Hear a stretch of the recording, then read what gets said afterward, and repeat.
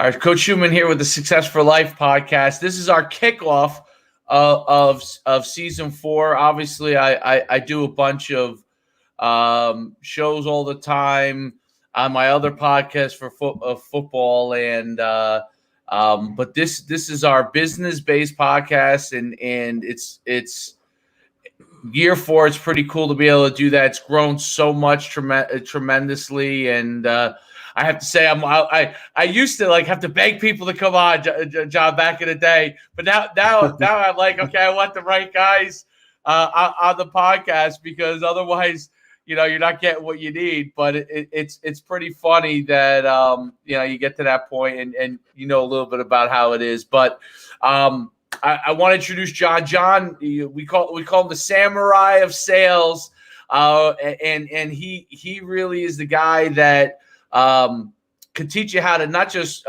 develop your sales organization and how to bring in big sales, but cold calling, which is one of the scariest things for a lot of people, happens to be an expertise of him. So he must be a little bit of a glutton for punishment, which is good, which is what makes him such a great success.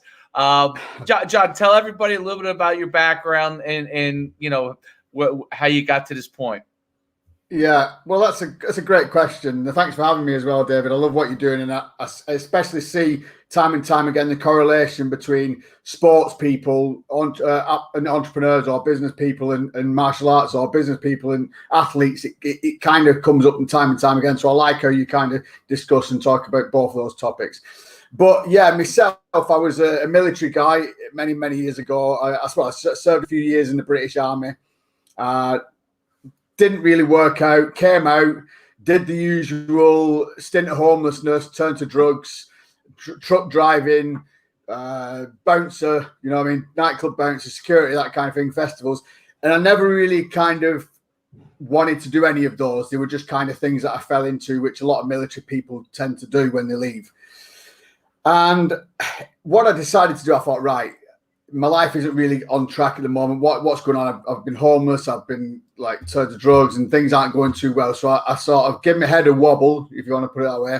Moved to a different part of the country. Managed to find an opportunity to learn martial arts and become a karate instructor. Now, it wasn't because I was particularly interested in karate. It was just the fact that there was an opportunity to be a sensei. You got to learn to be an instructor as part of a job. And I thought, well, that sounds right up my street. It'll give me a little bit of discipline back, get me fit again, that kind of thing, like I'm lacking since I left the military. So it seemed like a good idea, and that's what I did. But part of the sort of training was to go door to door. So that's where the cold calling started. So I was learning the karate, getting the best for me for free. I was training with like a 5th Dan or 5th degree, whatever you want to call it, and I was learning all the karate skills. But so during the day I was doing the karate training 4, 5, 6 times a week, and then on the evenings I was knocking the doors and signing them up for the classes. So I did it for 5 years. I got my black belt in the 5 years,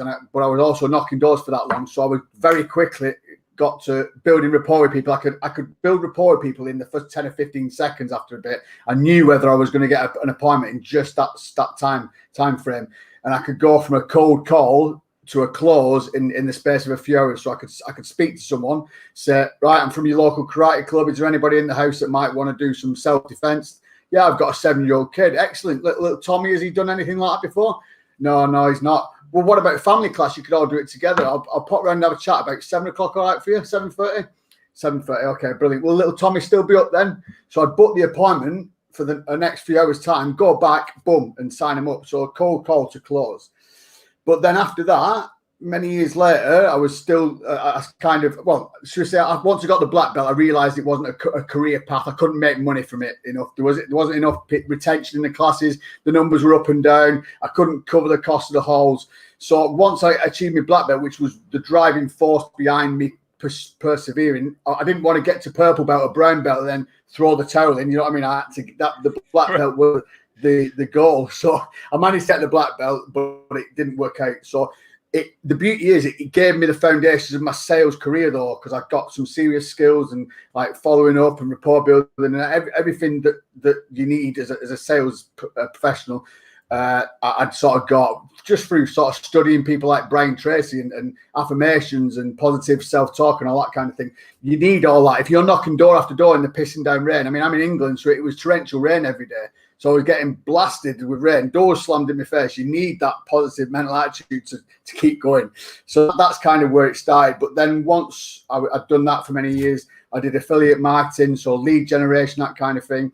I did high ticket closing, so closing high ticket 4 or 5K deals on the phone as well. So I've done pretty much what do you call a rounded salesperson. Yeah, so that's interesting. You touched on a bunch of things right there. I want to try to unpack quite a few of them. So, yeah.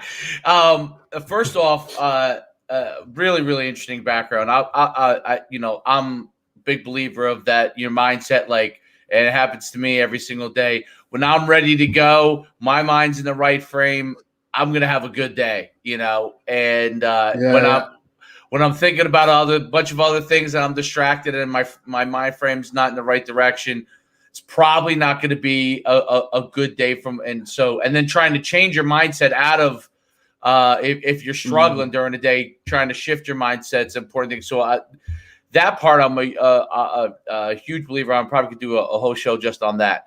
But what I think is so amazing. So that door-to-door sales experience, and one of the things I found that a lot of the people that I've spoken with that have had great success beyond in their business, a lot of them started with the door-to-door sales and getting things slammed in their face, and obviously cold call. You're not getting a door slammed in your face anymore, but now you'll have people that aren't interested in your product.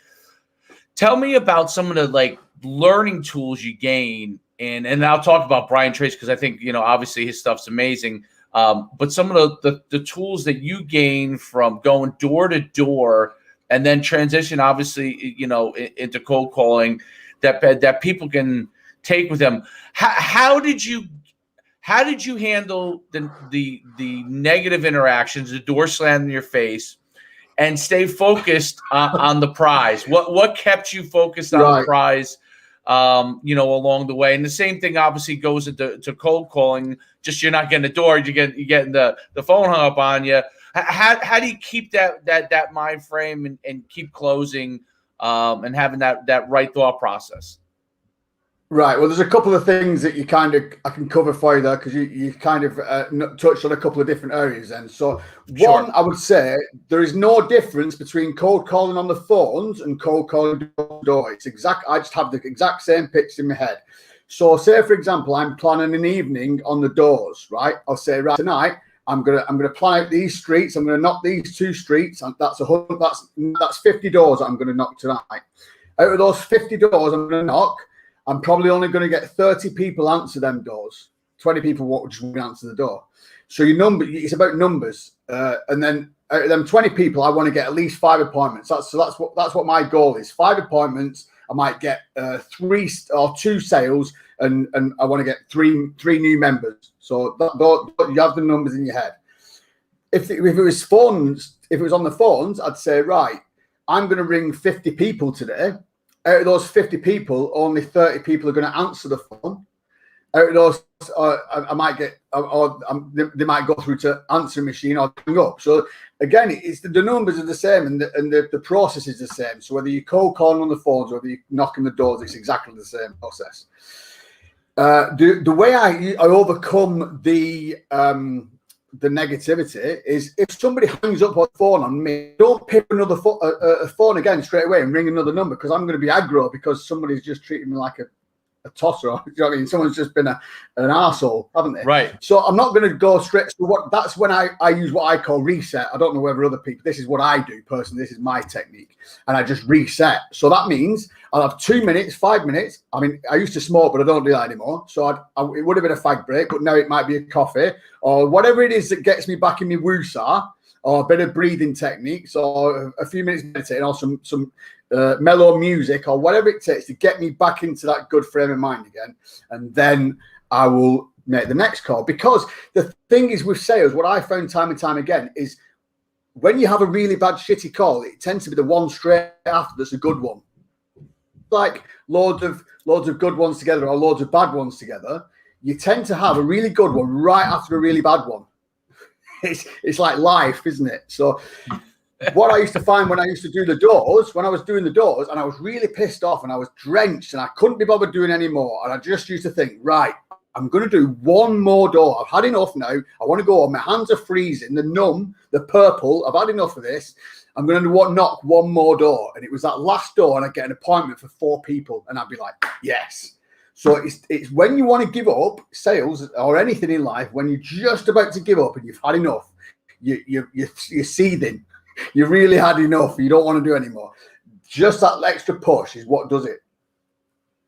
Very interesting. And technique-wise, is there specific things that you use? Like everyone's always familiar with, I guess the most famous is the Wolf of Wall Street, right? His straight line system. I've read his book, and those specific tactics that were keeping people on that conversation. Are there specific techniques that you utilize to help people understand how to really close in sales and how to be able to develop that relationship? Yeah, I mean, the beauty of sales is, and I've studied all the greats and I've done all the courses, I've done the straight line, I've done the Cardone University, but the thing is with sales, it's such a personal thing. It's not something that, so you can take somebody's ideas, and I've done it a few times, and I did it in my book. I've taken some of Tom Hopkins, because I like a lot of Tom Hopkins' work. He's really good. So I've taken a lot of Tom Hopkins' techniques and strategies, but I've made them my own, because you're your own person. So if you want to be a successful salesperson, you have to put your own humor into it, your own personality into it. So you can kind of use other people's ideas and strategies, but you need to make them your own. So that's exactly what I do.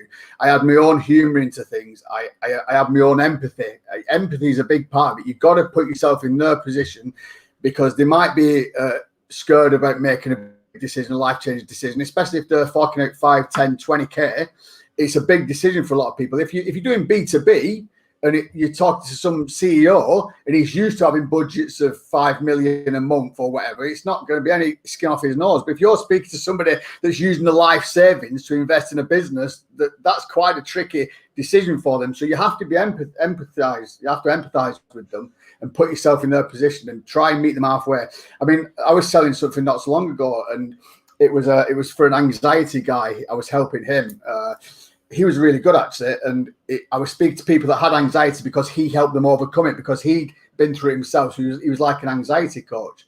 So I spoke to this lady, and she was a mother of 8 children, and I said, "Wow!" And it was like a 4 or 5K program, and I said, are you going to be able to manage this financially? Are you still going to be able to pay your bills? Are you still going to be able to put food on the table? The last thing I want to do is put you in a position where, yeah, you start getting over your anxiety, but you're getting more anxious because you pay bills. So that's not going to work. So you have to be empathetic in sales. And I would never try and sell something to somebody who wasn't a perfect fit, because it's not a one size fits all. That's a great point. And I think that when you go to, and I think Brian Tracy does a good job of talking about that too. When you try to fit sales into a box and not understand each individual customer, there are principles along with it. But I think we talk about with empathy, like that's always been like a big thing with like Gary Vee when you see his stuff. And I think understanding everybody's situation is a key component in sales. And I think today, where you can get access to so much information online. They can get information on you. They can get information on me, the good, the bad, and the ugly of all of that.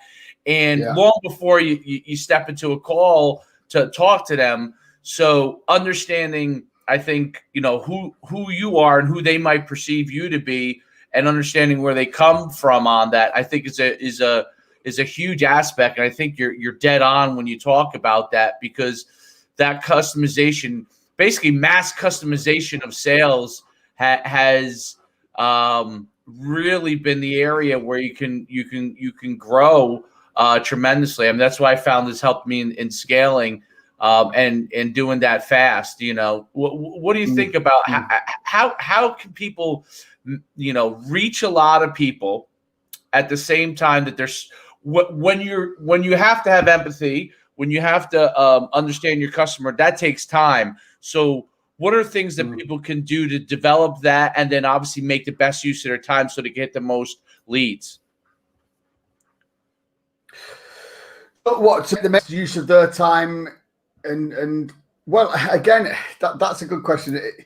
It all depends on the system and what you're offering, doesn't it? And how you deal with that. I mean, some sort of services are going to be different to others. Like I said, the guy that I was dealing with his anxiety, that he's going to have a different approach to his business as somebody that's B2B. So it would all depend on your own service or product that you're offering, is how you reach these people and how long the sales process is. Because like I've said before, I could go from cold call to close in a very short time. But if that was a 5K, 10K product, it was only because it was a small investment that I could do it so quickly. But your sales cycle is going to be that much longer if it's a 5K, 10K, 20K product. If you're selling 20K plus 30K high ticket programs, it may take months before you can get the sales. So you can't rush anything. You've just got to be patient with everybody. Everybody is an individual with individual circumstances, aren't they? So you're a sales professional, so you have to. It's a bit like being a therapist or something. Or, do you know what I mean? You've got to put yourself in their shoes and really want to help them. That's the thing. That's the difference between being a con man and a sales professional, is genuinely wanting to help people and being pleased with what they've got and checking back in with them. What I say as well is, people are always going on about following up with people that haven't bought yet. But what about following people that have bought? Nobody ever talks about that. Finding out how they're getting on with the product in 6 months' time, whether they're happy with the purchase. Everybody talks about following up with the people that haven't bought yet. But what's wrong with following up with people that are already your customers? That's a great point. And I think people are always trying to get the new customer and then forget about things with the old customer and things that you could reach out and retain and give. What do you think about I don't know if you ever use any of these things like lead in. So, obviously, like as far as on the internet, squeeze pages are a big thing within sales, right? And developing squeeze pages. How do you integrate the technology of generating those leads with the follow-up? And so I guess it's a twofold question. Yeah. So I'll start with that. Yeah, it's a good question. Well, you've got to remember that the actual initial process, that from the marketing side to actually getting the warm leads, that's different to the following up process. So once you get the warm leads, we use what's called a CRM. You may have heard of that. Mm-hmm. So the CRM is like an organizer of your leads, and you can actually find out which ones are customers, which ones are bought, which ones haven't bought, which ones you need to follow up with. You can check whether you need to follow up with them in a week's time or in a 2 months' time or whatever it is. But with the follow up process, what I do is you've got to follow up. You've got to be savvy with the follow-up process. You don't want to be badgering, because that's what new sales people tend to do, because they're hungry for this money, aren't they? They want these commissions. So they're like, I'll follow up with you tomorrow or next week, and then I'll follow up some more, follow. So that's like stalking, isn't it? That's more like badgering somebody rather than being a professional that follows up correctly. So if for whatever reason I'm on the phone, so I'm closing a 5K, 6K package now, and with Julie, and Julie's like, well, I'm definitely looking to move forward with this, but I need to move some money around and get organized. It's probably going to take me till Friday weekend. Okay, perfect, Julie. Right, this is important. Right, so Julie, Friday's going to be good for you. How about 2 o'clock in the afternoon or 3 o'clock be better for you? So you're not letting her take charge of the conversation. You're still in control. So by you giving her 2 options, you're still in charge of that phone call, if that makes sense. So she'll say, all right, well, 3 o'clock would probably be better. Perfect. Right, I'll put you in for 3 o'clock. I'll send you a Zoom invite or whatever you're doing. I'll give you a call on WhatsApp or whatever the process or however you're having that conversation. So make sure you book them in and follow up at that time. It's as simple as that. Don't try and follow up any sooner or later. Just negotiate that time, call on that time, and then if they're ready to move forward, perfect. If they're not ready again, and you're getting cold feet or something, right, what I tend to do then is I'd say, okay, Julie, are you sure this is ready for you? Are you definitely wanting to move forward? Yeah, definitely. One more. So I'd give them one more or maybe two more attempts in a short space of time. Maybe one. So next time I speak to her, she's still not ready. I'd say, okay, Julie, right, I think what we need to do here is give you a bit of breathing space. Why don't you reach out back out to me when you're ready to move forward? Because then you're not letting it go, but you're giving her that breathing space. And I've had it when you've kind of forgot about them. They've got back to you in another 2 months. Yeah, let's do it. Do you know what I mean? So just treat them like human beings and not just a dinner ticket or an extra chunk in your pay package. You know what I mean? They're just people, aren't they? So you need to treat them that way. I think that's a really good component, and I think that gets lost on a lot of people that do sales, that you can't jam it down their throats that they're going to buy it, because then they get remorse, right? So even if they do buy, you're going to get remorse, and you're going to have a hard time living up to what they expect, because they didn't have, quote unquote, maybe either the money at the time or the will to do it at the time. And by doing that, I think that's a really interesting technique. I think it allows them to justify in their mind and work the things through. And then when you follow up with them again after some time period, they may have worked that through. And somewhere along the line, they've already shown they've had the interest. It's just getting them to the right to the right mind frame. That's really interesting. I think I think that's lost on a lot of sales folks, because they're worried about making their numbers. They're worried about what I got to get done at the end of the month, and I think they forget about that. What do you? So one of the things that I found, and I always take advantage of this when I get calls on it. And I know that my customers take advantage of it when I send stuff out in the programs that I run. The end of the month, most salespeople have some sort of quota. Now, if they own their own business, that's different, right? You have kind of a different thing if you own your own business. So you know where your numbers are. But as a person working in sales, they have some level of quota.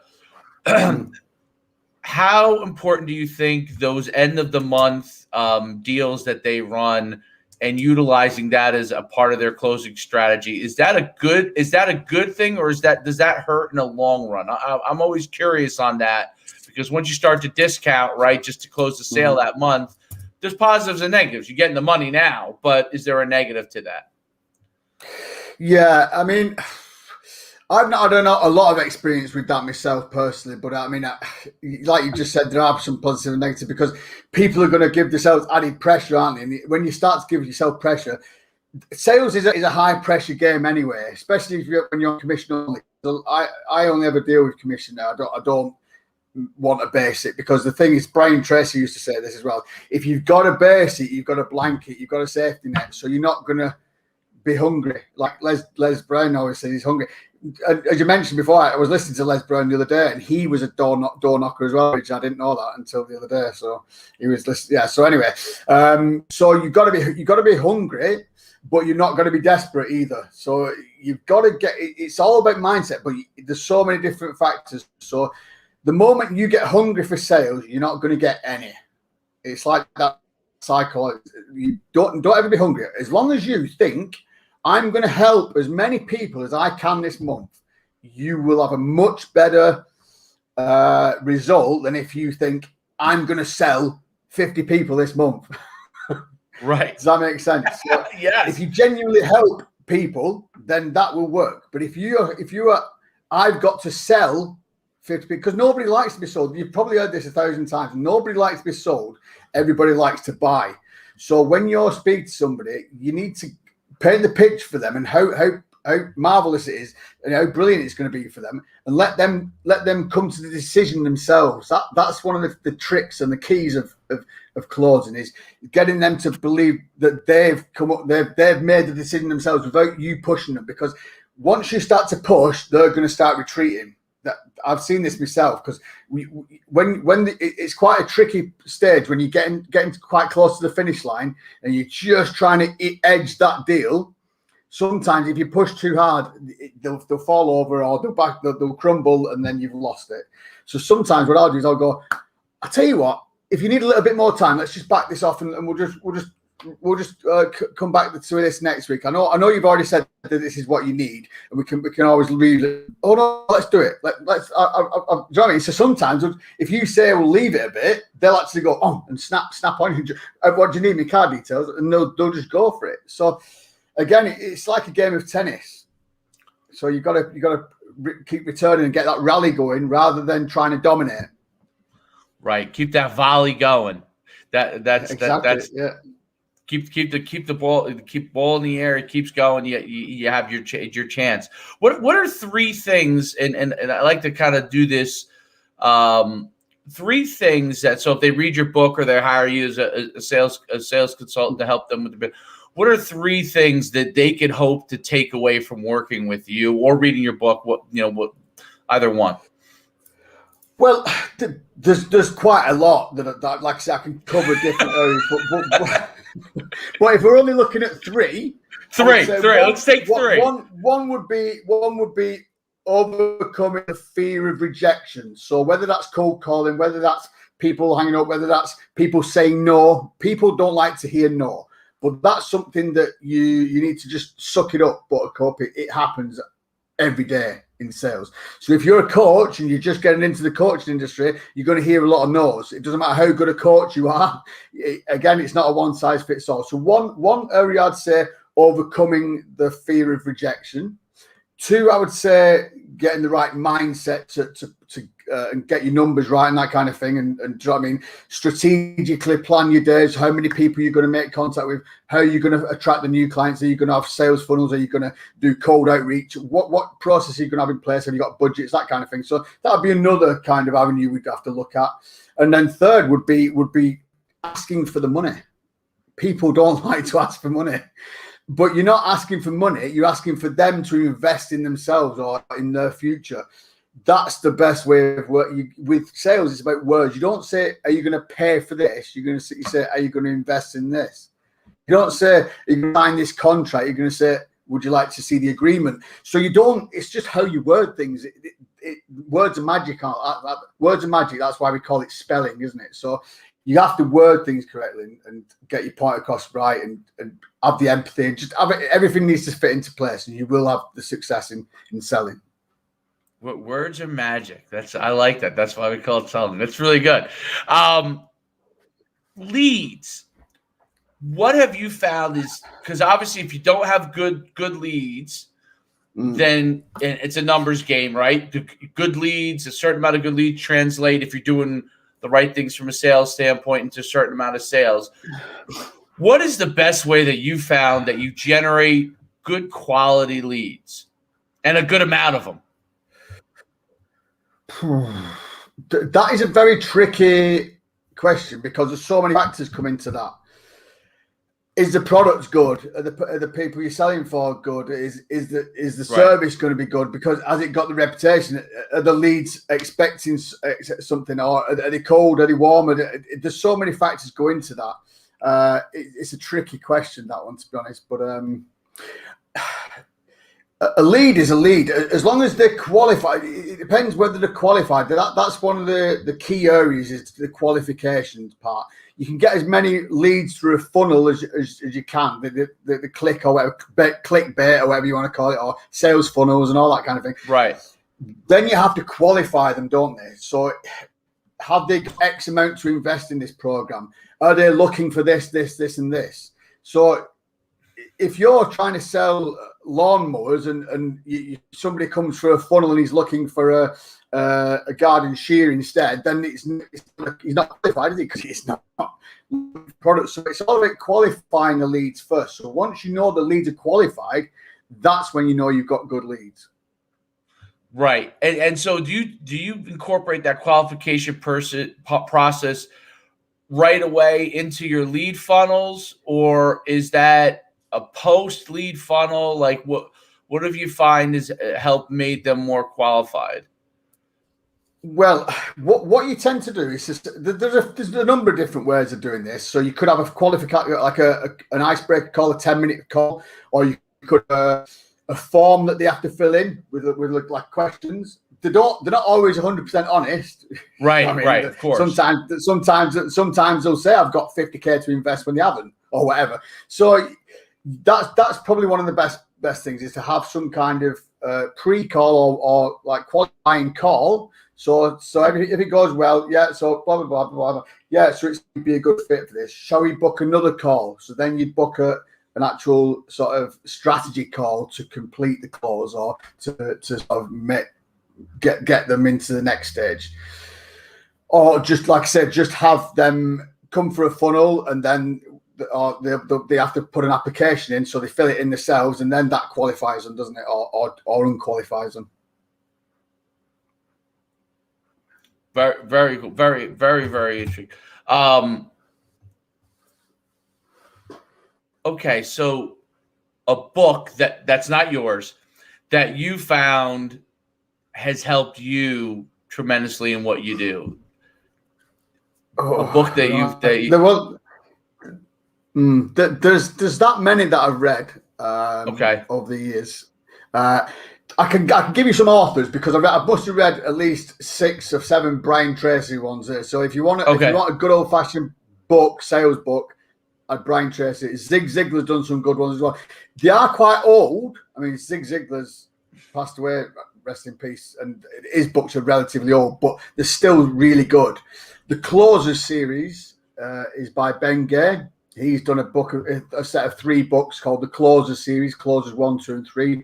Those are exceptional books. Again, Tom Hopkins, I would read any of his stuff. I quite like Grant Cardone's. He has a different angle on it, because he's not purely a salesman. He's like a business tycoon nowadays, isn't he? But he's done some really good material, because he's kind of an all-rounder now, I guess, isn't he? So those are some. You've got Jeb Blount's done some good stuff, like what's his called? Prospecting, Fanatical Prospecting. So yeah, there's so many good sales guys out there. You can't beat Ogmandino as well, with The Greatest Salesman in the World. That's a fantastic book. It's only a smallish one, but that's got some really good key qualities that a salesperson needs. That's pretty cool. And how about I don't know, people, someone you listen to like online, or like I watch a million things on YouTube every single day. Like, who are a couple people that you reeled off a couple of them. Is there anything in particular that's kind of modern that you like as well, that you might go to? Interesting. I still quite like Les Brown. He still puts out some good stuff. I listen to Les Brown's great. Some of his stuff. There's some good ones that I've just discovered, actually, that not necessarily sales related, but there's a guy called Rob Moore, and he's quite big in the UK. He's like a self-made millionaire. He's authored like a number of different books. He's like a property tycoon and everything. So he's got his own podcast, and I've actually got his book at the moment called Money.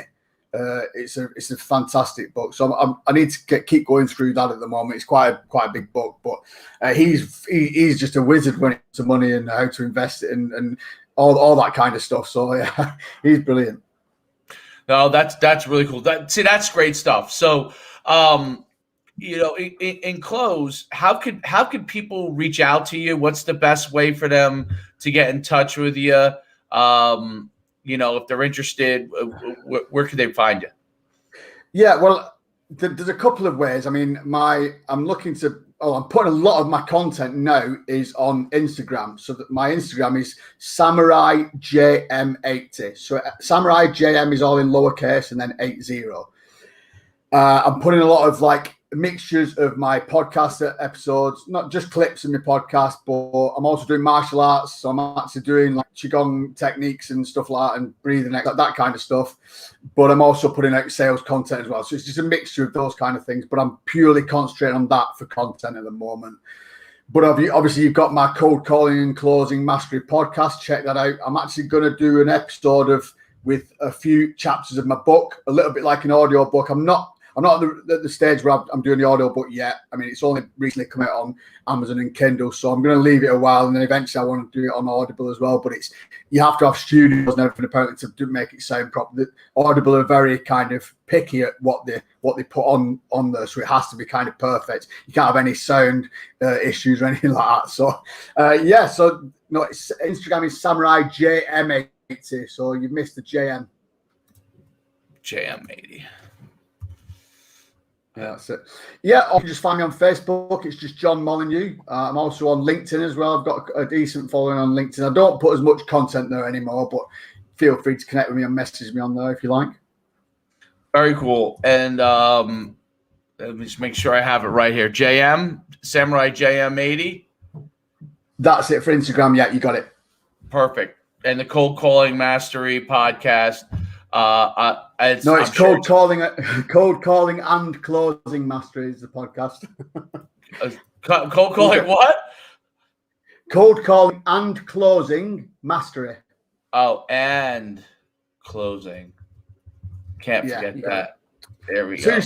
Two cold calling to close and everything in between. Absolutely. Perfect. Yeah, definitely go and spend some time looking at your content. I'm going to look at your Instagram as well. There it is, the Sales Samurai Master.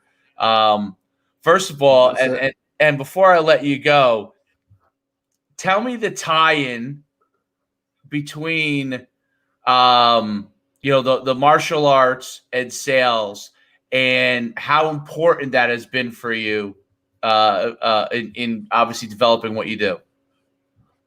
I'm glad you asked that because I didn't think you were going to touch on that.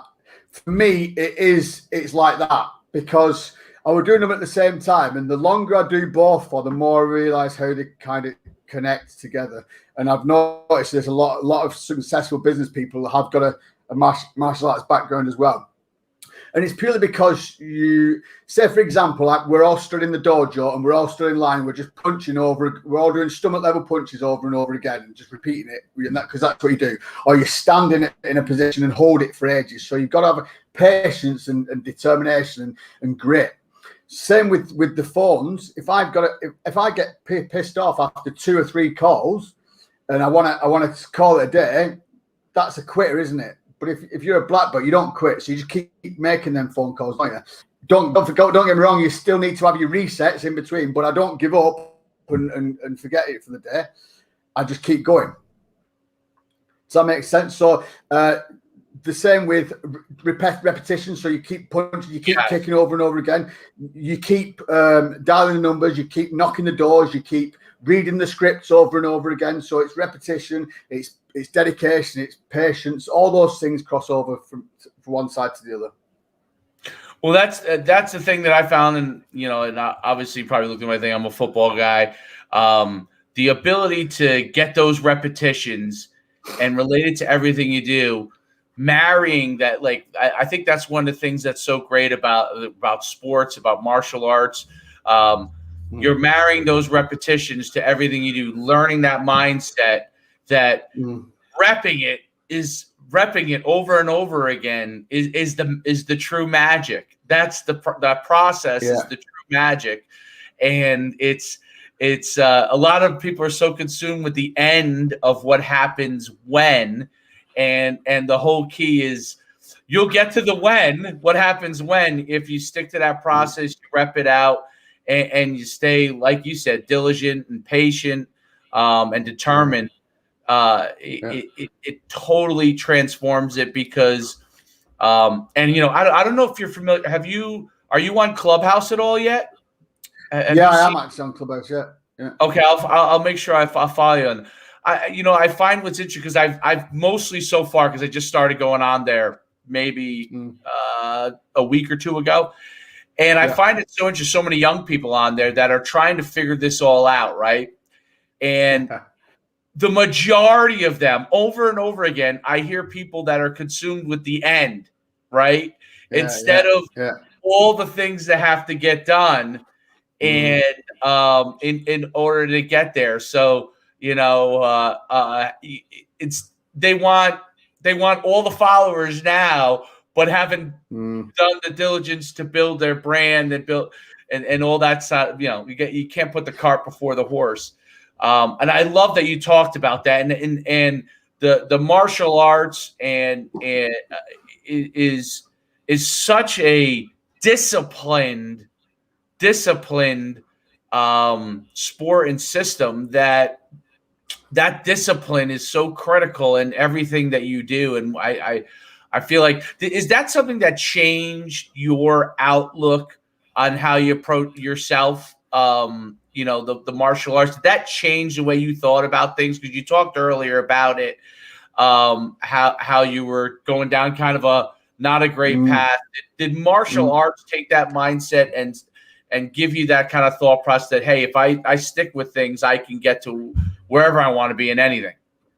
100%. If it wasn't for the martial arts, that was kind of my escape from the monotony and the sort of daily grind of just things not happening for me. But it wasn't. I'm not going to kid anybody and say it was an easy transition. It was quite painful. It was brutal. Don't knock the doors every day. It was not something I wanted to do. But when you've got an end goal, that's what helps you keep plugging away at something or keep going at things. The amount of times I see new closers, people that have never done sales before, young kids that have just done a course, they've spent $2,000 on a course, and they're like on Facebook, because I'm in a lot of Facebook groups with closers and high ticket closers, and they're like, why can't I find a 20% commission job for a high ticket like influencer or something? It's like, well, have you done any sales yet? No. You need to find a sales job and just do normal selling first. It happens time and time again. Right. Start selling first. You're not gonna. That's like saying I want to be on the court with Michael Jordan, play basketball. Have you played for a team before? No. It's not going to happen then, is it? Come on, give yourself a reality check and do the groundwork first. You've got to be in the trenches, on the phones, learning sales, how to overcome things, how to build rapport with people, how to help people, how to have empathy. It's all skills that you need to learn. You don't just get it. Absolutely. See, I would say that, the majority of us can be wildly successful as long as we don't try to emulate what the 0.001 have been able to do. And as a football player, if I emulated the guy who had the most talent by far, had the height and the size and all the speed, and I just did what he did, well, if I don't have those qualities to start with, I'm going to be behind the eight ball. So I've got to emulate the people. You've got to have the mindset to emulate the people that have made it there through hard work. And then, you know what? If you have talent, you got great talent, well, that's only going to continue.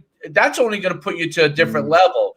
But if you emulate the person that got there through some shortcut or because they had an extreme talent, the 99.9% of people won't get there, and they'll feel like, oh, I'm a failure because they emulated the wrong system.